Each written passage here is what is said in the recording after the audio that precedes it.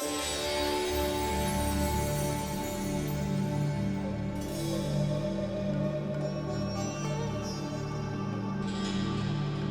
வந்தனம், நமஸ்கார். Welcome to any tax.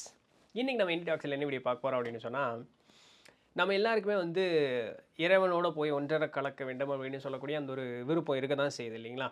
இயற்கையாகவே அப்படி ஒரு நாட்டம் அப்படிங்கிறது வந்துடுது இல்லையா? எல்லாருக்குமே வர்றதில்ல. அது வரக்கூடியவர்களுடைய அந்த முன்வினை கர்மம், ஊழ்வினை பயன் அப்படின்னு சொல்லக்கூடியது, முன் செய்த தவத்தினுடைய பயனாக அந்த ஒரு நாட்டம் அப்படிங்கிறது நமக்கு ஏற்படுது. இந்த நாட்டம் ஏற்படுங்கால் நம்ம என்ன பண்ணுறோம், அது எப்படி, அது என்ன, ஏது அப்படிங்கிறது தேடி நம்ம வந்து சுற்றிட்டு இருக்கோம். இதற்கு பல வழிமுறைகளை நம்ம வந்து பின்பற்றிக்கிட்டே வந்துக்கிட்டே இருக்கோம்.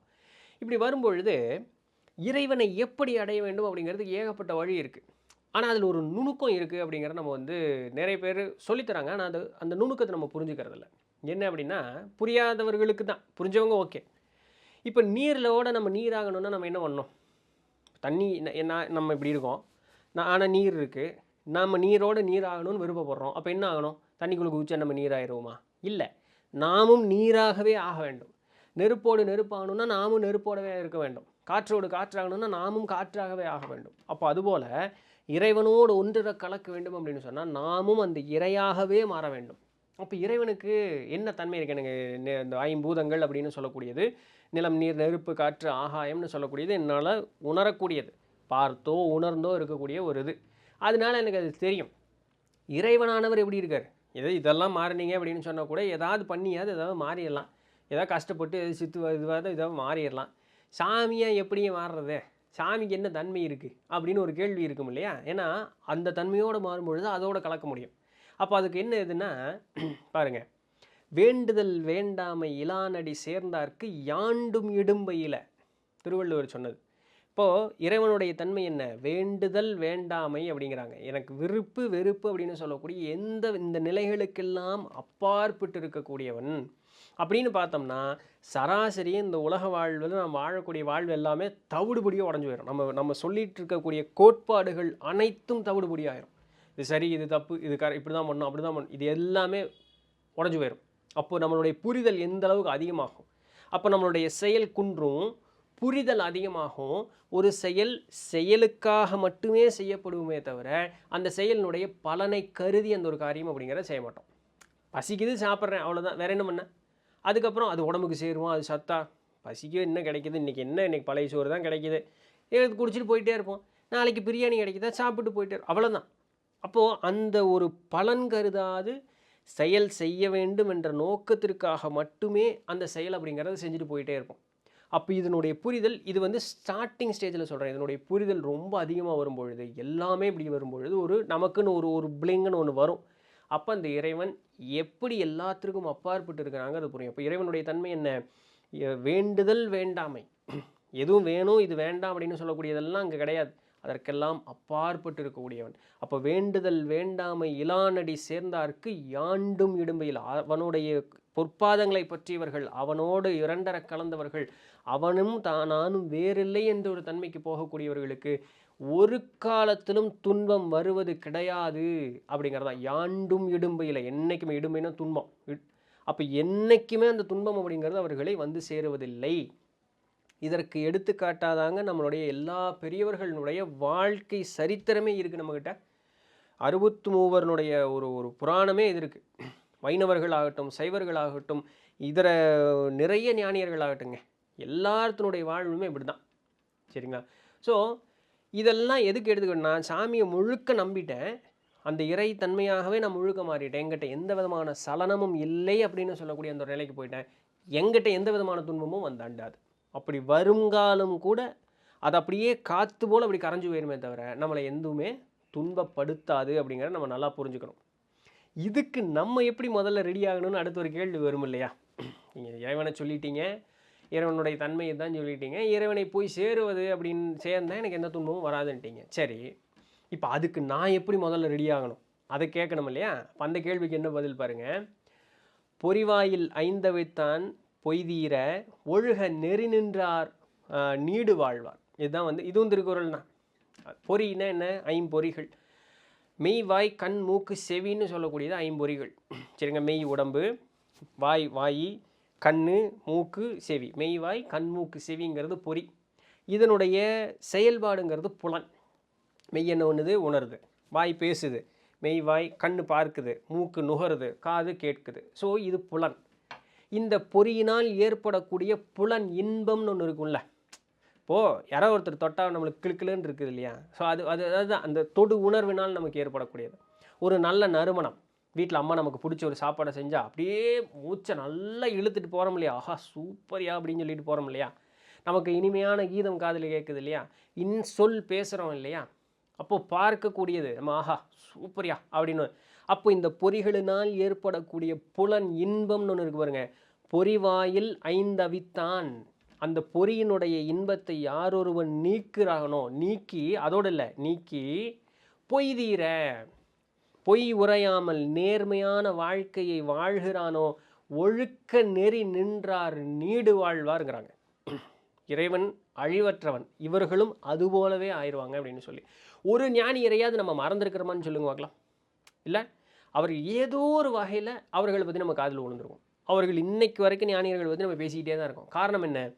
இந்த மாதிரி புலன் இன்பத்திற்கு அவர்கள் ஆட்கொள்ளப்படாமல் ஒழுக்க நெறி நின்று வாழ்ந்த ஒரு காரணத்தினால அவர்களுடைய புகழ் இன்றளவும் நீடித்து நிற்கிறது. இறைவனுடைய புகழ் எப்படி நீடூழி காலம் அவனுக்கு முடிவே கிடையாதுன்னு சொல்கிறோமோ, அதுபோல் ஞானியர்களுடைய ஒரு புராணமும் அவர்களுடைய வாழ்க்கையும் நீடூழி காலம் நின்று நிற்கும். இதுக்கு புலனடக்கம், பொய் கூறாமை அப்படிங்கிறதெல்லாம் நமக்கு ரொம்ப முக்கியம். ஒழுக்கமாக நடந்துக்கணும் அப்படின்னு சொல்லி. முன்னாடி இறைவன் எப்படிப்பட்டவன்னு பார்த்தோம். இறைவனை சேர்ந்தோம் அப்படின்னு சொன்னால் நமக்கு எந்த விதமான துன்பமும் வராதுன்னு பார்த்தோம். இறைவனை சேருவதற்கு என்ன வழின்னு பார்த்தா புலனடக்கம், ஒழுக்க நெறி நின்று வாழ்தல் அப்படிங்கிறத இதற்கு உண்டான முக்கியமான ஒரு இடமாக இருக்குது. சரி, இப்படி போனால் என்ன நடக்கும்? இருள் சேர் இரு வினையும் சேரா, இறைவன் பொருள் சேர் புகழ் புரிந்தார் மாட்டு. இருள் சேர், இருள்னா இந்த இடத்துல என்ன? மாய தோற்றம், மாய வலை, மனதனுடைய மாறுதலான ஒரு தன்மை, மனதினால் ஏற்படக்கூடிய மாய தோற்றம், அதான் இருள் சேர்.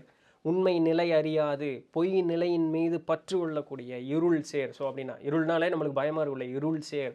ஸோ பிறவி சூழலில் நம்மளை பிடிச்சு வைக்கக்கூடிய இந்த ஒரு மாய வலை, இந்த மாய தோற்றம் இருள் சேர். இரு வினையும் சேரா, நல்வினை தீவினை அப்படின்னு சொல்லக்கூடியது. நல்வினையும் நமக்கு வரக்கூடாது. நல்வினை இருந்தாலுமே பிறப்பு வந்துடும், தீவினை இருந்தால் மட்டும் பிறப்பு வரும்னு இது பண்ணிடக்கூடாது.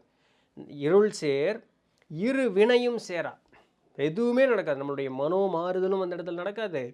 நல்வினை தீவினை ஆகி இரண்டு வினைகளும் நம்மை வந்து ஆண்டாது. இருள் சேர் இரு வினையும் சேரா, இறைவன் பொருள் சேர் புகழ் புரிந்தார் மாட்டு. ஸோ இறைவனை வந்து முழுக்க முழுக்க, அப்போ என்னது? புலனடக்கி பொறிகளினால் ஏற்படக்கூடிய அந்த புலன் உணர்வை முழுக்க அடக்கி இறைவனே கதி அப்படின்னு சொல்லி அந்த மனதை வந்து முழுக்க இறைவன் மீது கொண்டு நிறுத்தியவர்களுக்கு எந்த விதமான மனோமாறுதலும் அதனால் ஏற்படக்கூடிய மாயத்தோற்றங்களும் அந்த மாயத்தோற்றங்கள்னால் ஏற்படக்கூடிய நல்வினை தீவினை அப்படின்னு சொல்லக்கூடியது எதுவுமே அண்டாத ஒரு காரணத்தினால இறைவன் பொருள் சேர் இறைவன் பொருள் சேர் புகழ் புரிந்தார் மாட்டு. இறைவனோடு ஒன்றர கலந்து இறைவனையே துதித்து நிற்கக்கூடியவர்களுக்கு எந்த வகையான துன்பமும் அவர்களை வந்து சேராது. நல்வினை தீவினைன்னு சொல்லக்கூடிய எந்த வினையும் அவர்களை வந்து சேருவது இல்லை. அப்போ முன்னாடி என்ன பார்த்தோம்? இறைவனுடைய தன்மையை பார்த்தோம். இறைவனுடைய தன்மையோடு சேர்ந்தால் எந்த துன்பமும் வராதுன்னு பார்த்தோம். இறைவனோட ஒன்றரை கலப்பதற்குண்டான வழி என்னன்னு பார்த்தோம். அப்படி கலந்தால் என்ன நடக்கும் அப்படிங்கிறது மறுபடியும் ஒரு தடவை பார்த்தோம். எந்த விதமான ஒரு வினையும் நம்மை அண்டாது. வினை அண்டாது அப்படின்னு சொன்னால் என்ன நடக்கும்? அந்த இடத்துல பிறவா நிலை அப்படிங்கிறது வாய்க்க பெறும் அப்படிங்கிறது அந்த இடத்துல முக்கியமான ஒரு விஷயம். அப்படி இதெல்லாம் எனக்கு வேண்டாயா, இதெல்லாம் செஞ்சால் தான் நடக்குமா, செய்யலைன்னா அப்படி ஒரு கேள்வி நடக்கும்ல. இதெல்லாம் ரொம்ப பாசிட்டிவாக இருக்கக்கூடிய ஆட்களுக்கு சூப்பருங்க அப்படின்னு சொல்லக்கூடிய ஆட்களுக்கு இது ஓகே, நான் பின்பற்றுறேங்க, நீங்கள் சொல்கிறது சரிங்க, நல்லா இருக்குங்க, அது அவர்களுக்கு இதெல்லாம் ஓகே. இப்படி இன்னொரு ஆள் இருப்பான்ல, ஓடா பொழப்பு பார்த்துட்டு ஏதாவது இருக்க, அப்படியும் ஒரு ஆள் இருப்பான்ல, அவர்களுக்கு அப்படி போகாதவங்களுக்கு என்ன நடக்கும்னு சொல்லணும் இல்லையா? பாருங்கள், அறவாழி அந்தணன் தாழ் சேர்ந்தார்க்கு அல்லால் பிறவாழி நீத்தலரிது.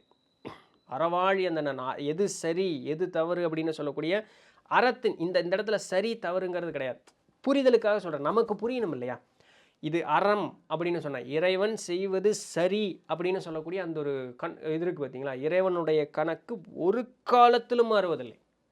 நம்ம கூட ஏதோ ஒரு நேரத்தில் ஒரு எசக்கு பிசக ஏதோ ஒரு இது பண்ணிடுவோம். ஆனால் இறை கணக்கு ஒரே காலத்திலும் அணு அளவிலும் இறை கணக்கு மாறுவதே இல்லை. அப்போ அவன் வகுத்து கொடுத்த பாதையும் அவன் பயணிக்கக்கூடிய பாதையும் அவன் செய்யக்கூடிய செயலும் அறச்செயல்களாகவே செய்யக்கூடியது.